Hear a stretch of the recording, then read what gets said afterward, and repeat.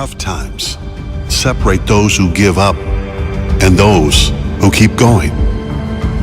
Tough times show what heart is really inside. Tough times show what courage is really inside. It's in our toughest moments that we see who people really are. Who are you? You don't know how strong you are until being strong is your only choice. Bob Marley said this, and it is so true. You don't even know how strong you are. You have inside you something so great, something so deep, something so strong. Do find that strength inside you. Whatever you are going through, you can get through it. You will get through it, and it will make you stronger. It will make you wiser, and it will make you better. That is what mentally tough people do. They do not allow anything to break them. They force hard times to make them. They learn lessons, they see the blessings, and most importantly, they keep going. What lessons can you learn? What blessings can you take from this? If you ask me, what is the most important thing one can do in overcoming anything? In one word, I will give it to you. Purpose. If you know your purpose, if you know why you do what you do, if you know why you must fight, then you will fight. You will fight for your purpose. You will fight for your love. You will fight for that one person. You will fight for your family, for your friends. You will fight for your legacy. You will fight because you know you don't want future generations to give up because you did. You want them to keep going because you did. You want them to say, I will fight because I saw you fight. I will stay strong because you stood strong. That is mental toughness.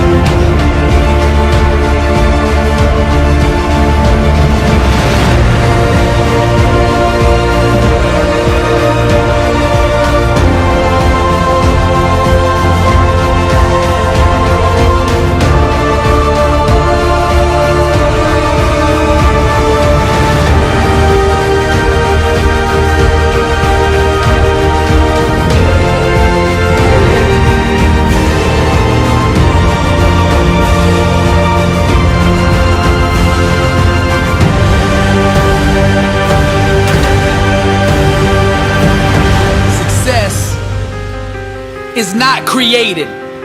It's always been there. We just have to align our thinking with it, and by doing so, success becomes visible to the outside world. Success is not achieved, it's displayed. Greatness is always available to those who are willing to think in a way that will allow it to manifest itself. Now what I'm going to do here on this message teach you the art of greatness, the 7 elements that dictate success. Circumstances are born out of a consciousness that allows them to exist. So the first element that you have to tap into, if you want to go to the next level, is vision. I like to back everything up with scripture. Where there is no vision, the people perish.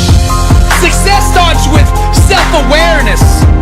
So what you have to do is awaken to your true identity. See, greatness made you, therefore greatness is in you. God did not design you to be average, mediocre, lukewarm. That would be going against his own nature. You will never fully understand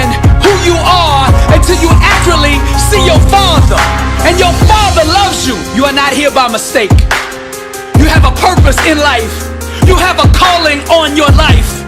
There is a need, a void in this world that only you can feel. You have been given specific natural talents, gifts, and abilities perfectly suited for what you've been called to do. Now, contrary to popular belief, you were designed for more than just doing a 9 to 5, just scraping by month, living just above broke. That is not God's plan for your life. I'll back it up. I came that you might have life and have it more abundantly. He's talking about you, abundant life, pressed down, shaken together, running over. What dream did God plant inside of you? Each and every one of us has a dream God put in there. All we have to do is awaken to it. The enemy's objective is to keep you so busy every day, to keep you wore out doing that job that you were never designed to do, to keep you so tired that you never have time to sit down and ask, what am I called to do? What was I designed to do here on earth? If you want to experience success at the highest level, you got to start getting clear on what you want in life. If you don't have a vision for your life, you're going to be helping somebody else build their vision. Vision is the genesis of all greatness. You build success first in the mind. You chisel away everything that doesn't belong in your life from that vision. You walk it out. You get up every day and build what is already there.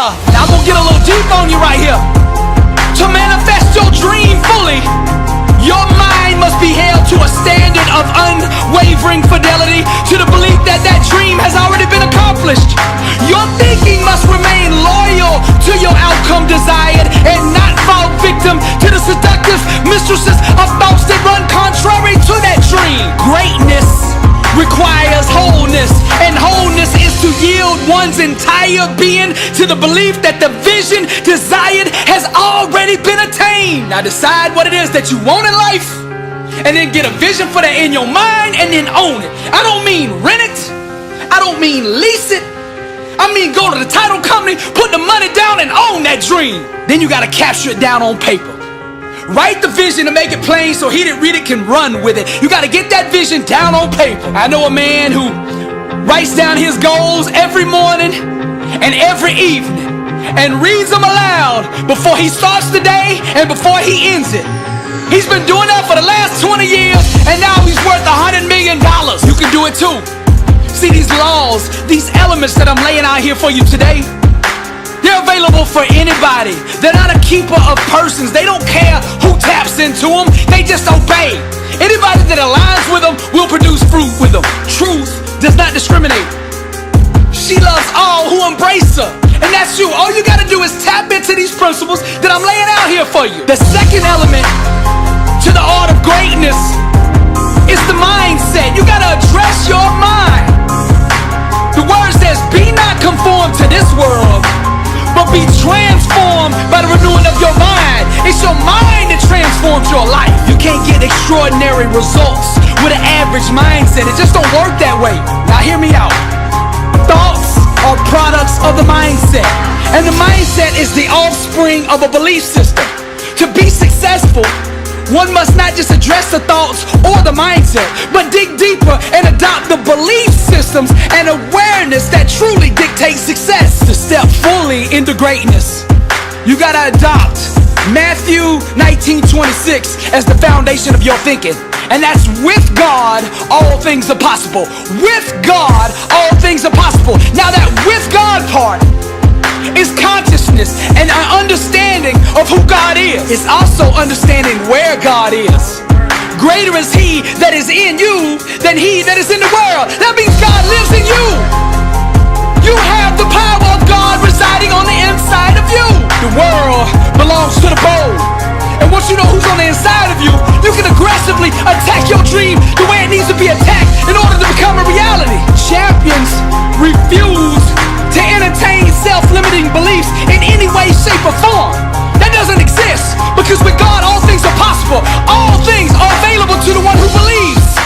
Because destiny is obligated by universal law to concede to the demands of unwavering faith. You gotta protect your mind. You gotta quarantine all doubters, haters, and naysayers who don't believe in your dream. You gotta get those people out of your life. Your dream is too important to let it be put in jeopardy by those around you. The only people you should have around you are warriors that believe. This is the mindset. See, champions don't make excuses. Champions make adjustments. If you want greatness, then you gotta commit to a complete abandonment of all thoughts and beliefs that run contrary to the outcomes that you desire. Only that which God has promised should you accept from the world, and nothing less. To settle for anything less than God has promised is to doubt God. A disciplined mind rooted in truth can do the impossible. Pour greatness into your mind daily. What you gotta do is surround yourself with greatness. People who understand it, exemplify it, and are constantly pursuing it. The only people I hang out with are the sick and hungry.